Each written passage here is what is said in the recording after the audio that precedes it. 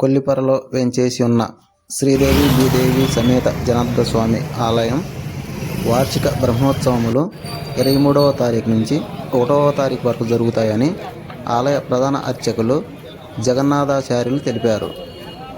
ఏ రోజు ఏ కార్యక్రమాలు జరుగుతాయో ఆయన మాటల్లోనే విందాం. నమో వెంకటేశాయ.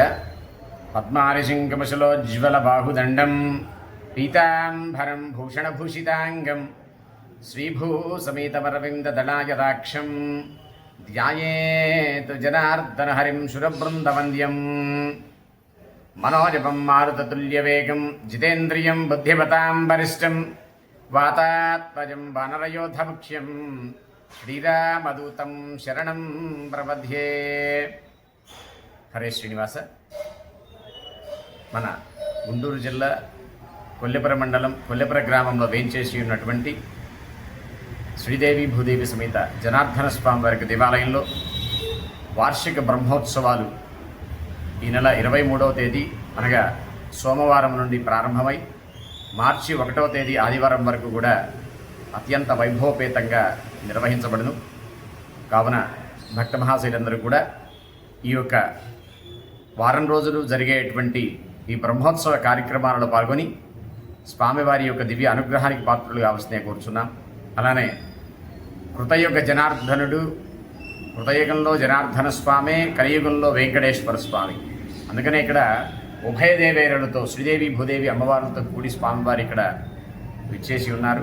అయితే నారద మహామునిచే ప్రతిష్ఠింపబడినటువంటి దేవాలయం ఈ జనార్దన స్వామి వారి దేవాలయం.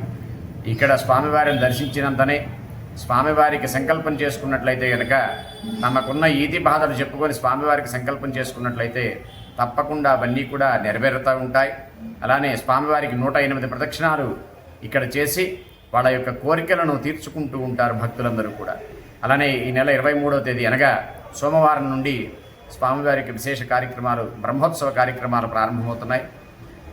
అలానే 24వ తేదీ సాయంకాలం స్వామివారి యొక్క ధ్వజారోహణ కార్యక్రమం జరుగును. అనంతరం ప్రతినిత్యం కూడా ఉభయ దేవరులతో స్వామివారి యొక్క గ్రామోత్సవాలు నిర్వహించబడుతూ ఉంటాయి. 26వ తేదీ సాయంత్రం 7 గంటల నుండి కూడా స్వామివారి యొక్క ఎదుర్కోలోత్సవం జరుగుతుంది. అనంతరం 9 గంటల నుండి కూడా స్వామివారి దివ్య కళ్యాణ మహోత్సవం జరుగుతుంది ఆరు బయట. అలానే 27వ తేదీ స్వామివారి యొక్క దివ్య రథోత్సవం జరుగుతుంది సాయంకాలం. 28వ తేదీ చక్రస్నానం, 29వ తేదీ విశేష పుష్పార్చన, వివిధ రకాలతో స్వామివారికి పుష్పకైంకర్యం జరుగుతుంది.